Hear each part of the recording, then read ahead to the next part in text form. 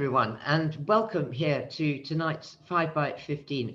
And I couldn't be more happy. And in fact, there's so many reasons why this is just the perfect moment to be having this conversation. And we're going to be talking tonight about this extraordinary book called 140 Artists' Ideas for Planet Earth. Now, this is a book that's been put together by the Serpentine, and it goes with their extraordinary exhibition, which is multi-layered. It's going to go on for a long time. It's movable, it's tangible, and they have involved in it, they have artists, they have filmmakers, they have poets, they have environmentalists, they have scientists, as well as thinkers and designers who are all involved to ask this big question, which is, what can art do about climate change? Now, it might sound a ridiculous question, but actually it's about the most important question that we could ask ourselves at the moment. Right now, the Environment Bill is going through Parliament, and I have to tell you, it's an incredibly unimaginative bill. It sort of concentrates endlessly on the problems and kind of laws that will help the problems. But in fact, we are the people who are going to address these problems, and we're going to address them because we take agency of our own lives and we imagine and we think about a different kind of future, which is ours to grab. And if you think of all the big social movements, whether it's feminism or gay rights, they all began from the streets, from the ground up. And in the end, they allowed people to change their minds, to see there was another way of doing it. So I couldn't be happier tonight to have our speakers. I have got Carolina Caycedo from Colombia, who's got a wonderful piece which you're going to see that's in the exhibition. I've got Kostas Stasinopoulos, who is one of the curators. He's joining us from Athens, where it is 40 degrees, certainly not here where I am in London.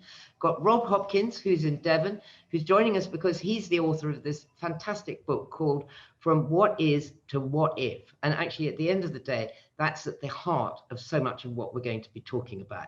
What if we did the following?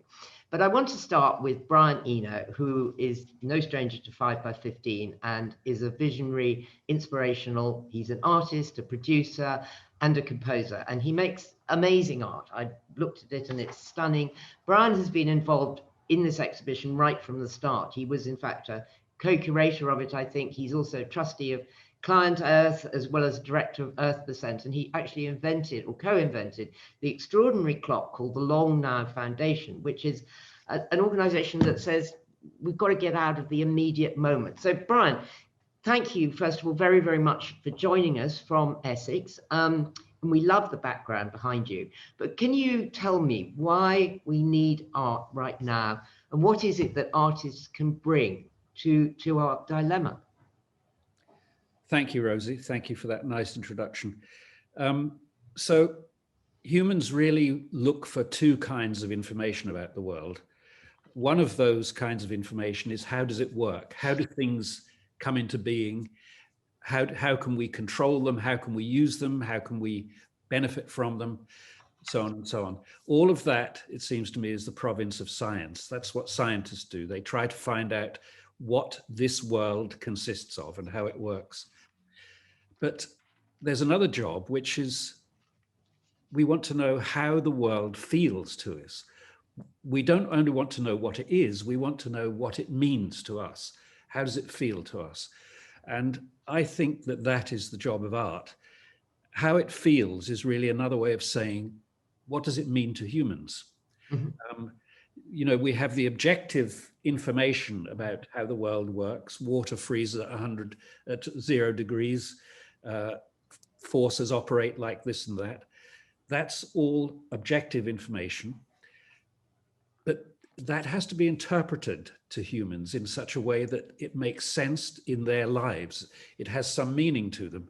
And I think that's what the arts do more than anything else, actually. We understand reality by modeling it, simulating it, if you like. In novels, in films, in artworks, we create models of how the world could otherwise be. You could have somebody who lived in Islington who imagined being an astronaut. You know, you can construct a whole story. You can imagine worlds. That's what artists are doing all the time. They're imagining worlds. And by publishing those in some way or another, they're saying to the rest of us, what do you feel about this? What does this world mean to you? And how does the understanding of those feelings change how you feel about this world?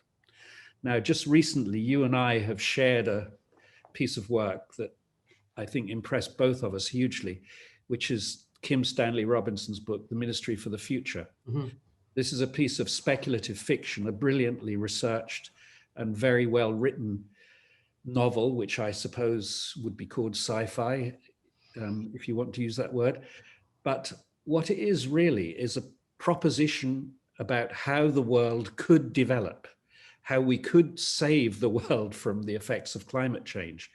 And as soon as you read that book, which is purely fictional, you start thinking about, would that work? How would we make that happen? Who would we have to talk to get that to, so on and so on.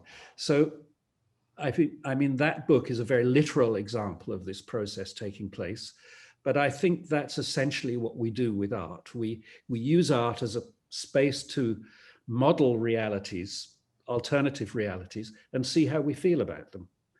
And that's because, sorry, I just finished this thought quickly, but that's because feeling, although it's always been sort of dismissed as rather woolly and unquantifiable, but feeling is really the beginning of thinking. Feeling is the first way that we think.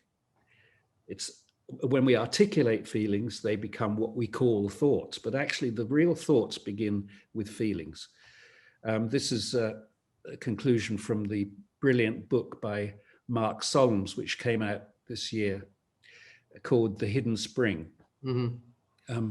Anyway, I won't go on about books any longer, but I will come back to books later on. Well, well, obviously, I completely agree with you about the Kim Stanley Robinson. I think that art has this incredible role, and I think Kostas is coming to you next, that it is about, you can't go into a future that isn't imagined for you and that you can't see, and that you, as Brian says, you need to feel it. That and I think there's so much fear floating around about stuff that people get really frozen.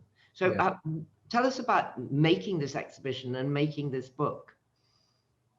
Thank you so much for the invitation, and thank you to everyone who is here to talk about it, and everyone that is joining us. This book is part of the Back to Earth project, which, as you said, really interweaves itself across all of the Serpentine's programs and methods of working, and it's learning on how to create new ways of working and thinking. So Back to Earth is our anniversary program.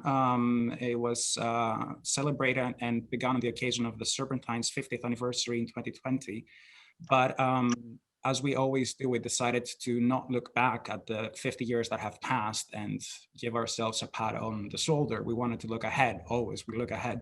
So we tried to imagine what the next 50 years would look like. So there is no real way to do that without addressing the current situation of the environmental crisis and the climate emergency. So we decided to embark on this program that was also not just an anniversary program. This program is gonna stay at the Serpentine long term. We're in it for the long haul. To invite over 60 artists, designers, architects, scientists, thinkers, and practitioners from all disciplines, really, to contribute to the project, with Brian being one of our key interlocutors from the very beginning. Something that is not a representation of art, like, you know, sidestepping the issue of art being purely representational. So we invited people like Carolina Caycedo, who is working on long-term projects that are looking at land rights and river rights and the impact of dams in the area that she's working in, and really try to engage with those artists and practitioners in meaningful ways, because that is the only way that we see change being possible. You can't really put on a show and be done with it. You need to work with artists and support the work that they do in whatever ways, timings, investments, and developments that it makes sense for them, because everyone has a very different experience of the environmental disaster. There are much different experiences between Brian's location and Carolina's work, and Rob's work. So we really try to engage in meaningful ways and really instrumentalize the operation of an art institution like the Serpentine. So we're in it for the long haul, and we celebrate this discussion today with the first Back to Earth publication that is in collaboration with Penguin.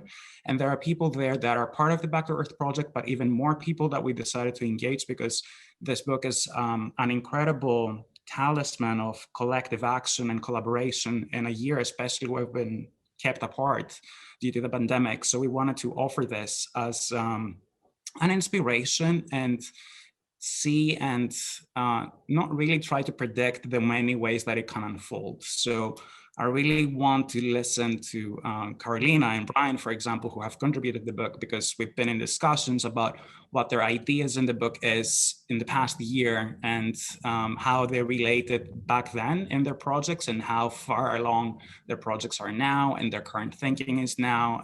And I'm very happy to be sharing this with you all. Thank you so much. I mean, what's so great about, one of the many things that's great about the book is it's full of ideas that are completely portable, that you can do anywhere in the world and more or less anywhere that you are. So let's come over to you now, Carolina from Colombia. And you are a London-born Colombian artist, and you do a lot of activism. Your work is really political, and it would be great to see the two images that you have put up that are in the book, so that you could talk us through them. And I absolutely agree with Kostas that, of course, we all experience the climate crisis in different ways. I do know the story behind this particular picture, but can you tell us? Yes, this is a drawing of a quote of Mamo Pedro Juan. Let me show you an image of Mamo Pedro Juan. I had the fortune of speaking and interviewing and have a conversation with Mamo Pedro Juan and his interpreter, Jose Los Santos, who's the younger person in the image, back in 2013. And I had just embarked in starting this research and this project that's called Be Damned, that looks at the implications and affectations that dams and other water infrastructures have over bodies of water and over social bodies. So the territory of the Kogi people, which is the people that, the Mamo led at that point, he passed in 2017, unfortunately, is in the Sierra Nevada de Santa Marta in northern Colombia. It's a beautiful snowy mountain range, very close to the Caribbean Sea. And their territory was damaged by a dam construction called El Cercado over the Rancheria River, which is one of their sacred rivers. So when I asked the Mamo what did the dam meant for his people and for them, he said that the dam was like a knot in the veins. And then he said, actually, it's even worse. The dam is like a knot in your anus. And of course, I tightened my butt, talking about feeling and, those kind of conversations that make you feel. And it just stayed with me in many ways. One, that profound knowledge that Indigenous people have over their territories, and the understanding and the profound connection that they have with their surroundings, to understand that rivers have the depurative action, that they clean the territory, that they not only carry nutrients, but also clean, the places they pass through. And then understanding that the dam, held all these nutrients, but also detritus that the river brings, and by holding it, it meant just like what you feel when you can't take a crap, right? You feel sick, it brings sickness, it brings death. And that's what infrastructures, and that's what, a lot of our human actions have brought to our territories, death and sickness, no? So I think just, reinforcing what Brian said, as artists, we can help people feel in profound ways, even making your butt tight, that's what I want people to do when they see this drawing, to feel the consequences in their ass. And also to heal. We have the possibility of bringing healing and opening spaces for healing too, right? Because we need to heal in order to heal what is surrounding us too. Mamo passed, unfortunately, his successor, Jose Los Santos, who is in the picture, the younger person, passed last February of COVID too. That was a huge loss for environmentalism in the Americas. And I just want to finish with this, something Jose Los Santos said, and why sacred places for Indigenous people are so important. It's because these are the places that, you know, and thinking about pandemic right now, and, you know, all this hospital terms, but intensive unit, care units are those sacred places for nature. That's where nature recovers. That's where animals go to give birth. You know, that's where reproductive cycles happen. And those sacred places have, of course, a ritualistic importance for Indigenous people, but also an environmental importance, right? Because that's not separated in Indigenous worlds. And just to say, Indigenous knowledge also helps us to envision other worlds, you know, not only one world, but other possible worlds like the Zapatistas have taught us to do. Thank you so much. That was amazing, and that's so sad that that he died because of COVID.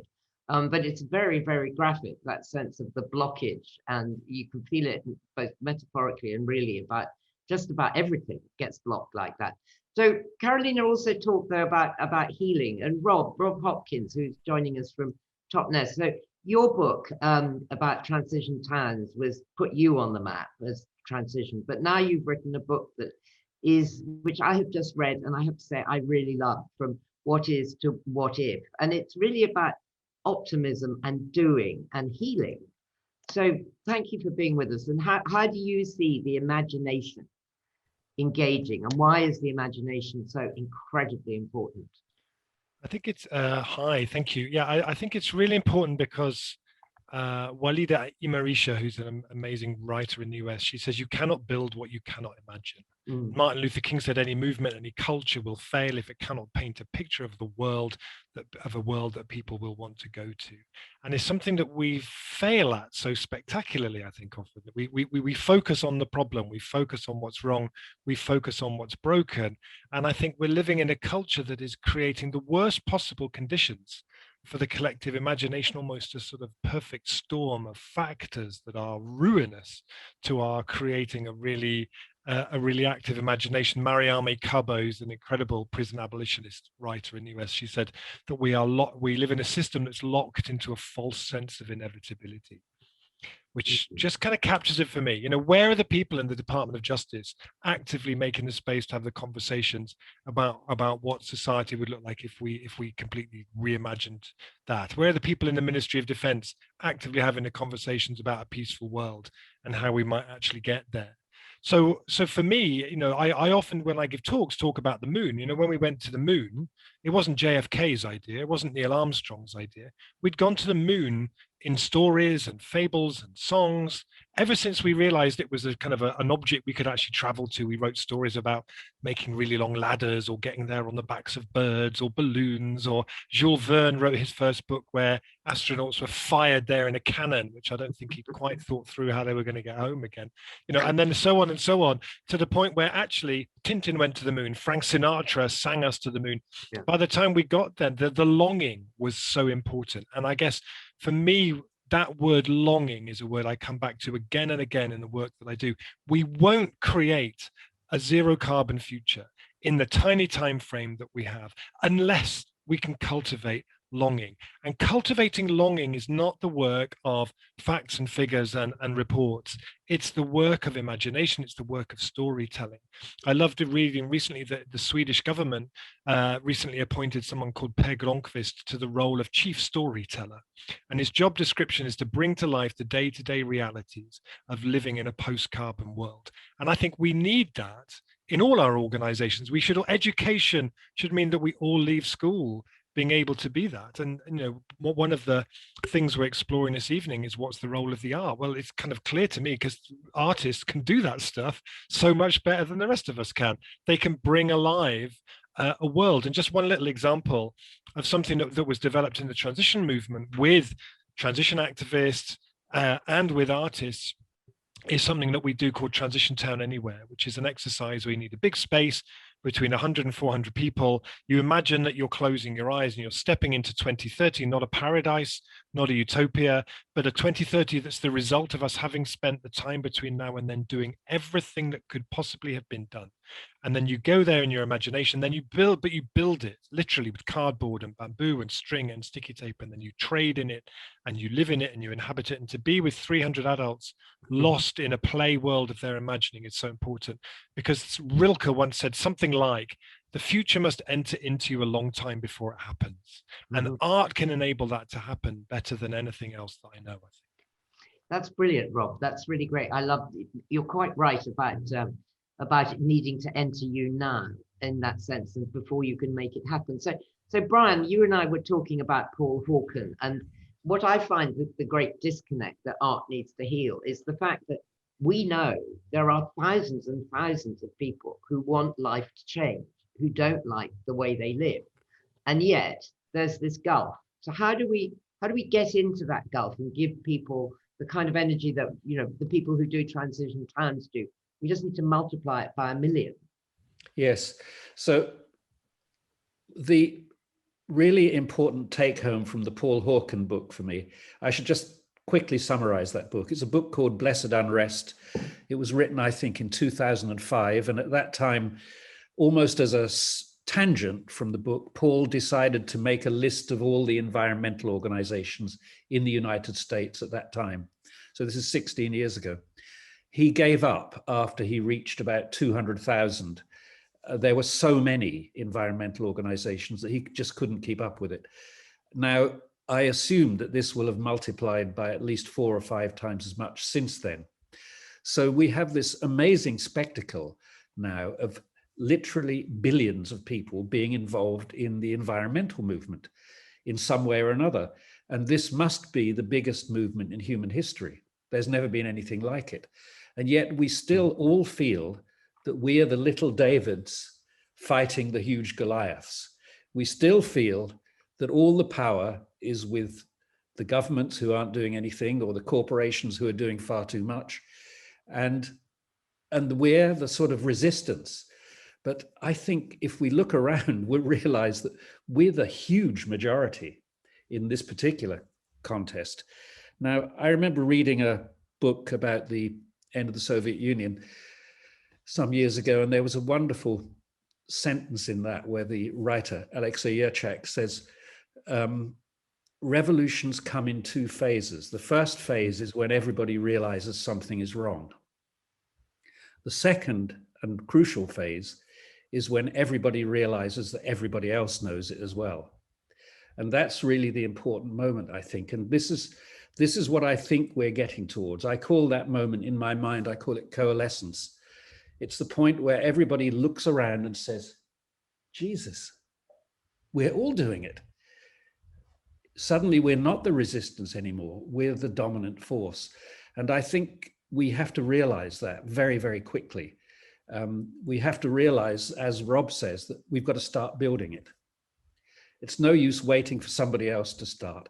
We're all on it, we're all doing it. Let's just do it together. This aspect of community is really the essential thing, I think, that we have to start thinking as a community. Yes, Brian, do you want to read your contribution to the book? Because it's such a good thing about community. It's very short, but it really, really says this thing. We don't want to do things alone. Okay, for 1 week, think about everything you do in terms of whether it strengthens or erodes community. Community strengthening activities can be quite subtle. For instance, a narrow road creates an opportunity for generosity and an opportunity for gratitude when one driver pulls in to let another one pass. Or think of a shop where buying something involves making contact with somebody, interacting with them and thanking them. Or going to the local pub, or helping somebody with their bags, or walking your dog where other people walk theirs. Dogs are a very good community binder, by the way. Even cinemas and theatres and sports matches are short-lived communities, occasions where people share something together, see each other, smile at each other. These small interactions are the lubricants of social life, the ways in which we discover each other and find common feelings. They're becoming scarcer. How do you shop? What do you buy? How do you entertain yourselves? Where do you go? Who do you meet? Who do you help? Who helps you? Who do you thank? So Thank you. really all those questions are ways of saying, are you living the atomized life that capitalism would like you to live, where you live at home in your little box, buying things online, not meeting anybody, not talking to anybody, not having any reason to help anybody or be helped by anybody? Or is there a better life than that? So Carolina, from where you are in Colombia, which I know is a country that's been, atomized by the violence and by the corruption of the illegal cocaine and all of this, do you see a resurgence of community now? Absolutely. Actually, we yesterday we had 60 days of a national strike. It's unprecedented in the history of Colombia, this national strike, mostly led by younger people that are fed up of the systematic killings of social leaders and environmentalists here in Colombia. Actually, we are the country that accounted for over 50% of killings of environmentalists last year. It's like way over Philippines, way over Brazil. The pandemic has just made hunger and unemployment just worse. And we are under a fascist regime here in Colombia who are, actually given up the territories to massive corporations to come and dig out gold, oil, and everything that should be kept under the ground, right? So yes, the community, the younger people in the community are leading this by taking the streets, as you know, we started the conversations, taking the streets. There's been a beautiful wave of people doing ollas comunitarias, which is the community pots, which means you block the street by building a fire in the middle of the street. You put a pot, everything brings something into the pot, and then everyone gets fed from the pot. This is an olla comunitaria, community pot. So everyone cooks for everyone. Then also the diaspora, I live in Los Angeles, has been very generous in sending supplies to frontline members in the medical front, in the activist front. So yeah, I've seen something that I've never seen in my life. And it's this community building and this community resistance, and also having a deep connection between what's happening in the city and the rural areas. Like normally Colombia had been a very centralized country with, all the decisions taking place in the capital. And now people are being more aware of what's happening around them in the rural, places of the city. And also people are very angry because the peace implementations that were signed 3-4 years ago with the FARC guerrilla that are now a political party, were not respected, and are not being respected by the government in place right now. So people are demanding that peace agreements take place. Yes. Yeah, so there's something very important that I want to, kind of wrap up with, and it's the construction of environmental historical memory here in Colombia, which has been a very important tool from those who have been victims and now survivors of the cruent war that has happened. And people who suggest that we construct not only historical memory to remember what has happened, so in the future we don't repeat, also has put a prism of environmentalism in the construction of historical memory, arguing that nature here in Colombia has not only been a scenario of the war, but also a booty of the war, right? And has been a victim of the war. And as any victim, it needs reparation. So environmental historical memory has become a very important political tool for survivors to demand accountability of those who have perpetrated violence against nature, be it the government itself, any armed group, paramilitary or guerrilla, left wing or right wing, and also international and national corporations that have perpetrated that violence. Yes, I think that's really interesting, and the lawyer Philippe Sands is now working on a law around ecocide, because someone on an international level has to stand up for the environment, in particular the oceans, the middle of them, who have no one who bats on their side. So Bob, I thought it was very interesting, this thing. I mean, what you do is you manage to get away from central government with transition plans. You manage to make it all about, you know, when Caroline was talking about having a feast in the middle of the street, that's a very transition idea, isn't it? That you just bypass the status quo. Yeah, I mean, it's certainly, I would never say that the idea that we do everything at the community scale is all that we need. Clearly, we need the kind of international binding stuff that we may hopefully see happening at COP26. That we need governments to act with way more commitment, urgency, passion, and imagination than they are at the moment. We need the same from business. We need the same from local government. We need the same as individuals. But I guess in the transition movement, we always felt like the missing piece is, what can we do here in this place with the people that we have? And communities, when they are able to organize and are supported with good tools and good networks and resource, they can do things that someone in the treasury with a clipboard would never have thought of in a million years. They can move much faster and in a much more agile way. And to go back to what I was saying before, they are able to tell stories that spread really, really fast. I remember when we first started doing transition here in Totnes, and we started the Totnes pound. You know, we just, what would happen if we started printing our own money in Totnes? I saw a wall on a wall in the building. I saw a £1 note produced in 1810 by the Bank of Totnes. I was like, wow, we had our own bank and we made our own money. What happens if we made some more? And I formed an advisory panel of learned alternative economists and said, what would happen if we printed some new pound notes? You know, is there a special room in the Tower of London reserved for people like me? And they said, no idea. Try it, see what happens. It's not really an advisory panel. Anyway, we did. And then, you know, the Totnes pound here ran for about 11 years. We had a £21 note for quite a long time. And people would say, why have you got a £21 note? And we would say, well, why not? We'll do what we like. Thank you very much. And now that model has spread all across France. I go to places with a 13 note and a 14.9 note. I went to Liège in Belgium recently where they have a 0 note. I said, why have you got a 0 note? And they said, well, you know, because sometimes people do something nice for you and you want to say thank you, but you don't want to put a number on it because it feels kind of mercenary. You just want to give them a little token of your gratitude, you know. So there's, but actually, all around the place, people might know nothing about Totnes, but they know that we're the town that printed its own money. And I always really encourage people to do those kind of things, ideas that spread. And if the transition movement is anything, it's really a network of stories. We give people the resources. It's free. You don't have to pay an annual membership to be a transition group. But we say the commitment is that you share your stories back into the network. And those stories are so powerful because you never know where they go and you never know who they'll inspire or touch.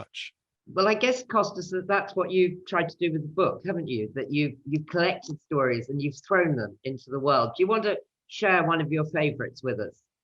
Oh, absolutely. One of my favorites is by the amazing poet Banu Kapil. And I will begin to read what she has contributed. Instruction for mixed groups of artists, poets, activists, and all those working for climate justice in the coming time. You are not doing this alone. Organize around a midline seam or orange flare. But before you begin this work with others, ask yourself, what do you never want to experience in this space? Train yourself to ask this question before you begin. Otherwise, whatever you do will pour from the cracked vase into the wet grass. I think it's such an important contribution in the book and such an important question. And I imagine myself, I mean, I'm living this experience now, asking myself, what do I never want to experience in this space? And I'm currently in this space online with you. I'm currently in Athens. You are all in London, in Totnes, in Colombia, in the UK. We have very different answers to what we all never want to experience in this space in relation to the environmental effort, thinking about mixed groups of people working towards the same goal. So I'm imagining all of you asking yourselves that question, and that is an important motion to make in the environmental effort. Just that awareness, just raising that point is really what we think is really crucial in this book and in the Back to Earth project as a whole. And then of course, in the work of all the people that are involved in it. I'm sure that Carlina and Brian and Rob all themselves ask that question in whatever work that they do.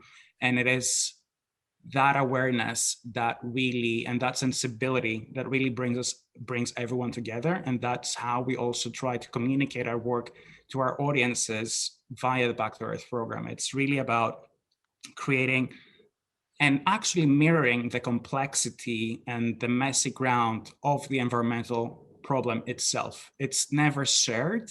It's always shared in the effort, but it's so different, from the mycelium detail to the large forests to questions of land and borders and nations. So those kind of complexities and that kind of messiness of the actual issue at hand is how we want to relate. And we always ask ourselves, in the hope that everyone joins us in this question, what do you never want to experience in this space? Thank you. And Brian, I'm going to come to you just to say that please put your questions in and we will come to them in about 10 or 15 minutes. They're already beginning to come in, but just add them in.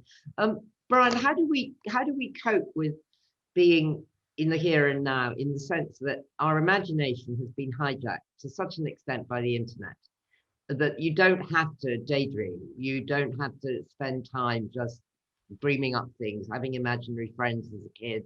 And yet we know if you don't have imagination, you end up in a 1984 Handmaid's Tale kind of world where you become semi-robotic. So how do we become imaginative within this current world? Because, you know, on one level, it's easy to say we'd all like to go backwards, but we can't go backwards. We've got this, and we're on Zoom at the moment, and there's certainly some good things to be said. But how do we bring the imagination back in?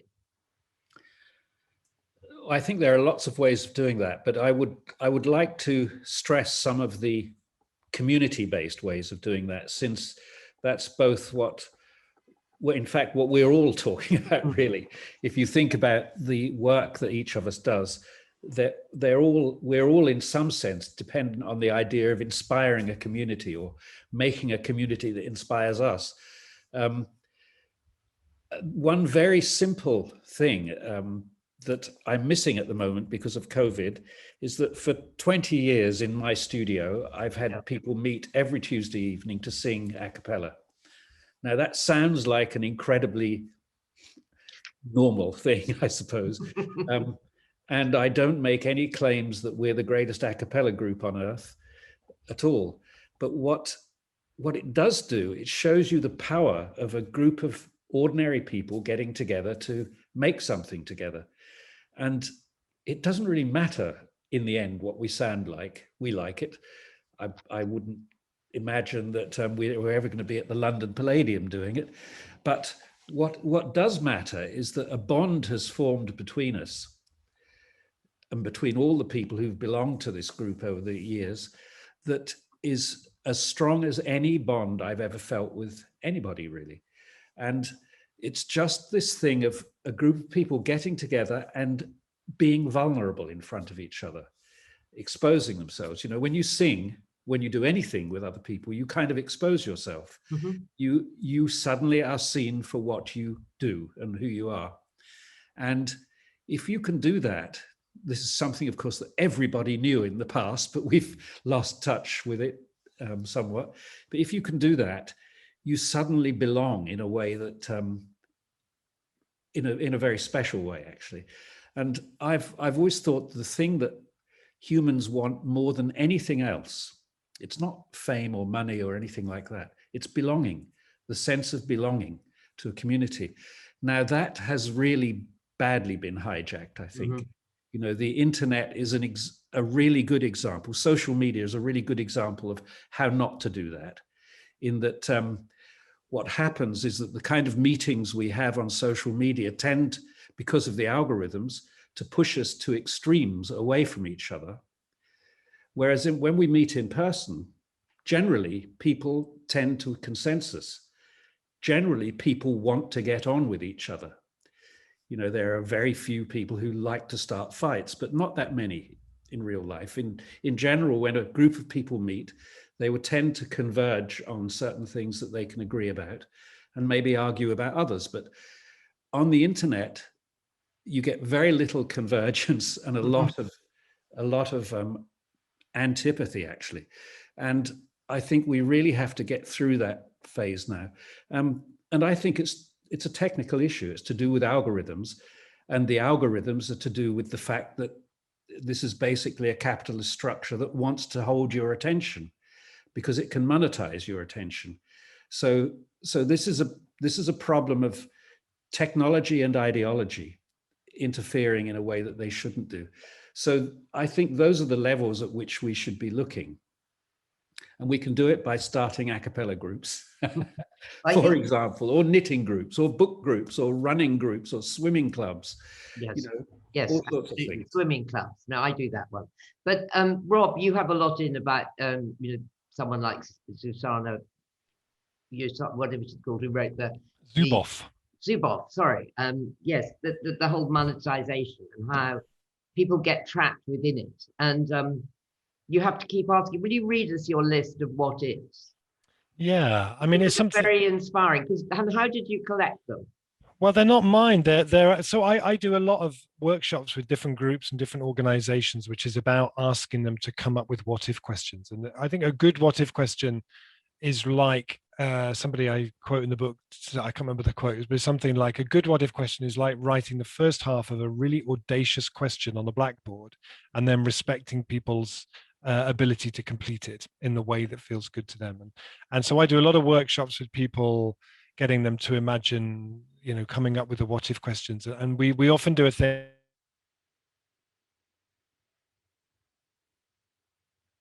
where before, and then I ask them to think, okay, what were the what if questions?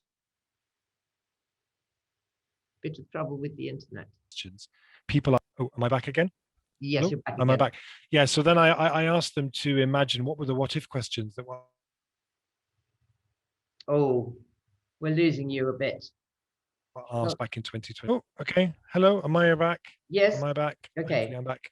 So these what if questions aren't mine. These are actually from the London National Park City project, which is an amazing thing started by Daniel Raven Ellison. And this was they asked on Twitter people to send in their what if questions. So this is the list. So what if you could swim safely in all of London's canals? What if all residential streets were play streets? What if every street had public art? This is my favorite one. What if birdsong drowned out traffic noise? What if there were more trees than people? What if a squirrel could get from one side of London to the other without touching the ground by jumping from tree to tree? What if we had a vertical climbable commons? What if majestic red kites filled London's skies again? What if you could see the Milky Way from every garden? What if we rewilded all of London's golf courses? What if every park in London were connected to all of its neighbouring parks by at least one green, quiet way suitable for walking, cycling and gardening too? And just one thing I would add about what if questions is the thing that I always say to groups when we start doing that, which is something I learned from studying improv, which I'm sure many people here will have done, is that I always teach them that difference between yes and yes but. Because in our daily lives, every time we bring a what if question, we get met with a yes but. Yeah, but it's too late, it's too expensive, it's too complicated.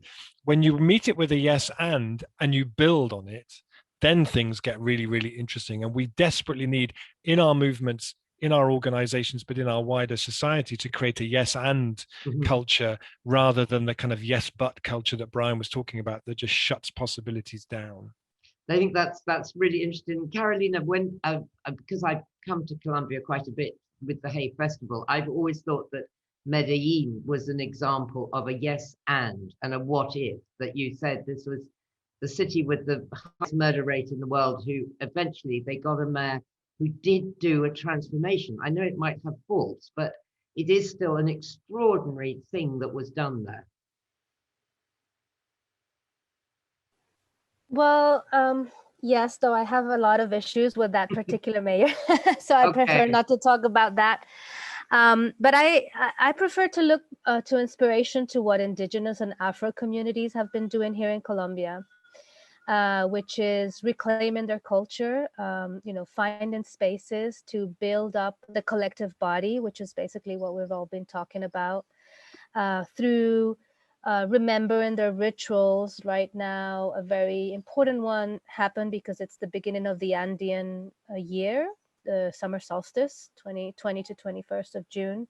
So here in Cauca region where I am, the Sekbui, it's a ritual where everyone spends the night together waiting for the longest day to start, in ritual, munching on coca leaves, listening to the elders, and just letting, the environment, nature, Pachamama, Gaia, whatever name you want to give it, just penetrate you and feel and root yourself to a place, right? That belonging that we've mentioned. The Minga, which is the collective work, which is a Quechua word, and that kind of guides also a lot of the principles of the indigenous kind of social movement that's so strong and important here in Colombia. The Minga, one of their statements is mandar obedeciendo, to govern by obeying. Right? You can't govern if you don't obey the collective will, right? And it's so important for me to see their political structure, both of the Afros and the indigenous people here in the Afros. They're called consejos comunitarios, so community councils, and they rotate every year or every 2 years. If they're doing a good job, they can stay. And everyone has a chance to be in that consejo comunitario, community council. And then in the Minga, in the indigenous, you have the cabildos, which are also elected leaders that also rotate. You can come back. But then you have something that's so important and so beautiful, which is called the structure of the Guardia Indígena, the indigenous guard. You also have the Guardia Afro. But in the Guardia Indígena, it's basically a front line, non-armed, right? Who, for example, during protest, during the strike right now, or during a particular community need, is there to tend the needs of the community. Anyone can be part of the Guardia Indígena. It doesn't matter your age. So you can be a 1-year-old person or a 90-year-old person being part of the Guardia Indígena. And it's really beautiful, no? In a country that has a culture of violence in Colombia, that the younger generations are trying to uproot by all this collective work that they're doing, to have a Guardia Indígena that's not armed. The only kind of element they have is like a bastón de mando, which is a stick that each one has to carve. They have to choose a stick, carve it, they decorate it, super beautiful. And then, they have to protect and tend the needs of the people. So I think for me, it's more useful to look at those community structures more than the city and centralized structures that have been happening here in Colombia. Medellin is great. It's a great city. Please visit if you want, if you can. It's beautiful. I think the success of that transformation was because there was political will, for sure, but also a strong community-led will that still is in place in Medellin. No, thank you, and that's very interesting what you said about Medellin. I've always thought though that they did do something fairly astonishing, and you did need that. So Brian, I mean, given where we are at the moment, which is that this government is saying they're going to pass an environment bill by the time of COP26 in November, and it's grinding along, and it's lots and lots and lots of legislation. What would you want to see? What part of it does the government need to play in order to enable everyone to be part of transition towns, or everyone to just start changing their life and feeling that you have agency in your life? You're on mute. So sorry. I think I would start with education. Why are we still thinking that the most important thing we can teach children is the STEM subjects? And so important that we're prepared to ditch every other subject in order that we can teach science, technology, engineering, mathematics. I don't deny the importance of those things. I live, like we all do, in the benefits of all of those sciences and technologies. But as I said at the beginning, science is great at discovering, but art is how we digest things. Art is how we get to understand things and understand where they fit in our lives and in our feelings and in our beliefs. And I think that we've now got this very utilitarian approach to education, which says, as long as you can operate a computer and know how to operate a calculator and use the internet, you'll be fine. You'll be equipped for anything that the future can throw at you. But actually, what becomes very clear is what we need more than anything else now is imagination. We're going into a future that's very difficult to predict, probably more difficult than any future has ever been to predict. And what's going to be needed is the ability to improvise. Mm-hmm. And improvisation is imagination in action. Improvisation is where you try something, see how it works, modify your behavior accordingly. So it's a continual feedback loop of your interaction with the environment. And we're exactly as we reach this moment in history, we're saying to kids, but don't bother about any of that. That's just the kind of gravy. You know, that's not the important part. The meat and potatoes is science, technology, engineering, and mathematics. Then if you've got all that done, you can have a bit of art in the evenings or you know, this kind of attitude to all of that other stuff, which humans are so brilliant at and so engaged in. That's all sort of superfluous and not very important. This really has to change. So I think, I mean, I know it's rather a deep level at which to start, but we have to start with education and with rethinking education. I mean, my great hope for COVID was that having a whole generation of children who'd missed a year of school might turn out to be a huge benefit because they might have started learning in different ways. We'll see whether that prediction comes true. You put that rather into a kind of past tense as though it wasn't going to happen. Yeah, well, yes, that we'll see. So Rob, you have lots of, I mean, a lot of people are sending in questions about what we should do about education. You have some great examples in your book of places where people are teaching children to just completely, you know, learn in a different way. Do you want to tell us about some of them? Yeah, I mean, there's lots of examples in there, whether it's people who've developed really good programs to take imagination into the existing education system, people creating kind of imagination departments within existing schools, schools that are designed from the outset based on the ideas of imagination. But all of them that I spoke to talk about as their model the education system from Reggio Emilia in Italy, where in 1945, as the Germans retreated north, they left behind in Reggio Emilia a tank, 3 trucks and 6 horses, which were then sold to build a school based on the idea of a system of education that would make sure that fascism never happened again, which, you know, you'd like to think was a kind of a prerequisite for most education systems. It appears to have been something that was rather overlooked. So they say that as part of their system, they look at children as being authors of their own learning. They don't teach by subjects, they teach by projects. The schools have a workshop in the middle where someone will help you make whatever you want to make. There's a whole philosophy that goes with it. It struck me when I was researching it that we have in Europe and in the US have created the education system that is its absolute opposite. And the resurgence of fascism is really no surprise when you create an education system like that. And I completely agree with Brian that one of the great things that has to happen now is the reimagining of education, because education should teach you how to think, not what to think.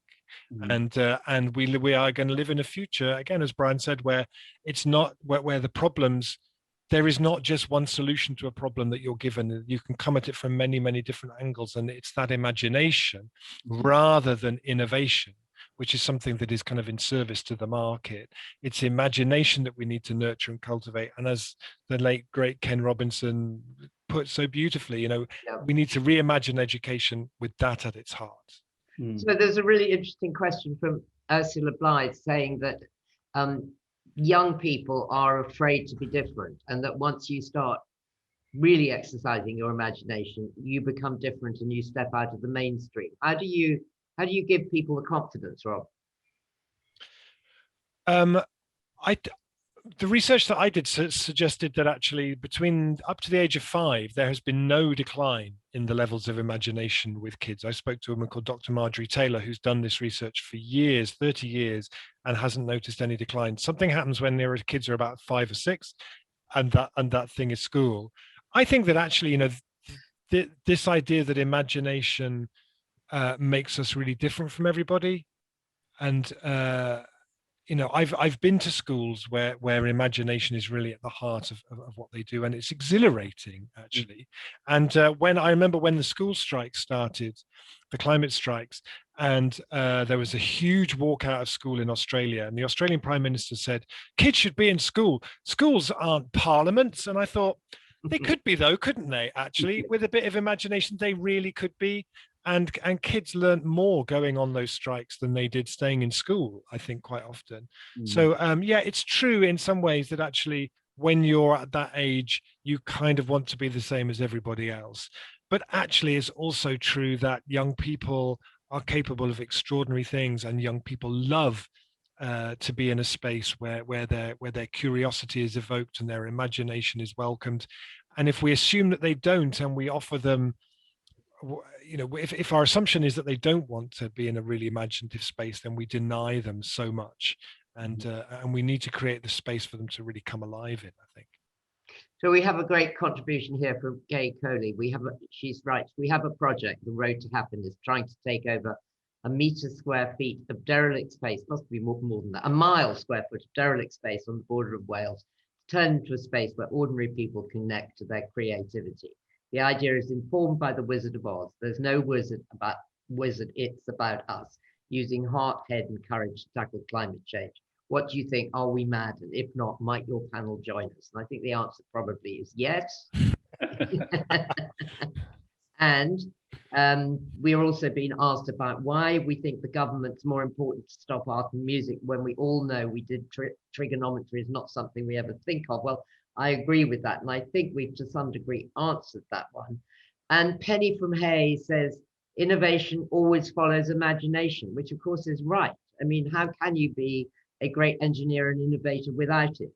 Can I just answer really quickly about the previous question? I think it's important to say that throughout the Back to Earth project, every time that our audience is young, is when I feel I don't have to explain it anymore. Every single time, I know that they already get it. And that is completely an invigorating feeling and lesson that I take forward in the work that we do with the team. So these conversations that we have now, I feel if you put them to younger audiences, it's not that they lack imagination or they feel constrained to express it. It's us that need to find a way to engage with them, because most of the time they really understand it, and it's us that needs to learn from that. And it actually creates a quantum capsule of time about how we work across different generations. So there's one last thing that I wanted to read from the book. It's Black Quantum Futurism, who have a question that says, what items would you put in a quantum time capsule that could be opened by people in the past? And for me, if I could put something now, it would be both the things that are working, but both of the things that are not working. And for me, what is not working is a way to really connect with those audiences that are much younger than us, that are already versed in these things much more than we are because of the efforts that they're striving for. And it just constructs this productive interconnection across generations of the same time, of the past and of the future. Thank you so much, Kostas. Yes, so I'm really sorry, we're just kind of running out of time, but I'd just love to ask you all, what would be your action that you'd take away from this? Carolina, what do you want to see people do? Well, I want to bring up a term coined by Arturo Escobar, who's a Colombian sociologist, and he talks about sentipensar, to think by feeling, right? So that would be something that I'm kind of, striving to do myself, and I invite everyone here to try and sentipensar, to think by feeling. Thank you, that's wonderful. And Rob, what's your takeaway you can do it? I would say that we are only able to be as imaginative when it comes to thinking about a low carbon, more just, more equal, more fair future, depending on the contents of the cupboards of our memory. So when we are being imaginative, we are basically going to our memory cupboards and rummaging through, finding things and assembling them in new ways. That's the imagination piece. So we can only be as vibrant and as imaginative thinking about that future if we have filled those cupboards with stories of what's happening around the world, stories of resistance like Carolina was talking about, stories that you find in the transition movement and other movements. So fill your cupboards. Positive News magazine or the transition movement. There are so many places where there are those stories. Pack your cupboards full of them because you're going to need them. And Kostas, what would you say?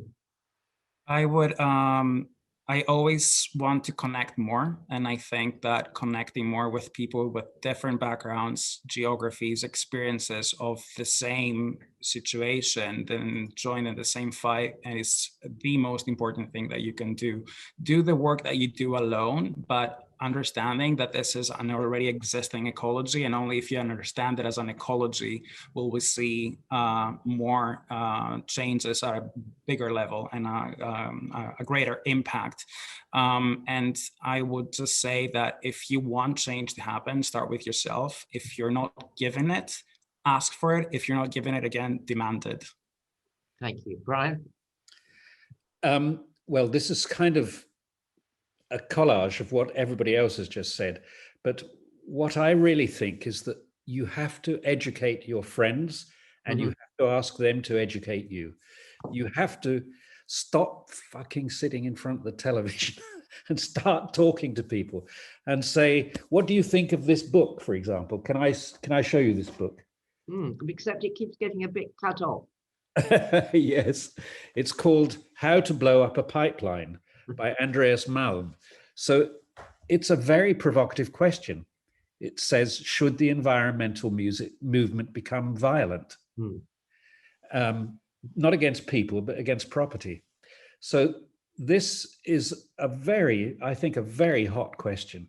And I want everybody I know to read it because I want to have this conversation with them.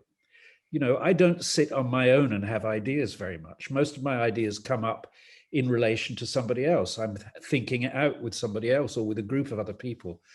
And again, I think part of the sort of atomization process that has made us all separate little consumers is that we've stopped learning from each other so much. You know, one of the astonishing things that I discovered when I first started going to Russia in the 1980s, and equally when I started going to Ireland about the same time, was that everybody's idea of a great evening out was to sit talking. Yeah. Not going out to a club or anything like that, just sitting around being together. You know, in Russia, they have a special word for this. I think it's called obzhenie, and it means kind of hanging out, passing the time, but actually having conversations. And I really think that this is what we should be doing. This is why I appreciate my relationship with you so much, Rosie, because we're always forcing each other to read books. Saying, well, you've got to read this one, you've got to read this one. I will know. And I gave you the Ministry of the Future. It's your turn now. Yeah. So, but anyway, this is also a great book for everybody to read, 140 artists' ideas for planet Earth, because there is just so much in there from all our wonderful contributors today and many other people. So listen, thank you. And thank you all for all the great questions. We got so many nice things of people saying, I really love this conversation. Is it recorded? Answer is yes. You'll be able to get it online from probably tomorrow or later on tonight. Please stay with the conversation. It is about conversation. I will leave you with one thought because it was brought to my attention today and I'm going to read it out. The Prime Minister said to Tom McTague of The Atlantic, this is recently, this is Boris Johnson, people live by narrative. Human beings are creatures of the imagination. Well, he said it, he's not doing it, I can tell you. But it is, you could say, an instruction from number 10 to get working on our imaginations. So I'm going to take it like that and give it to all of you as an instruction from the Prime Minister. And on this, at least, I think he was right. Good night, and thank you very much indeed for joining us. Thank you, Rosie. Thank you for having me.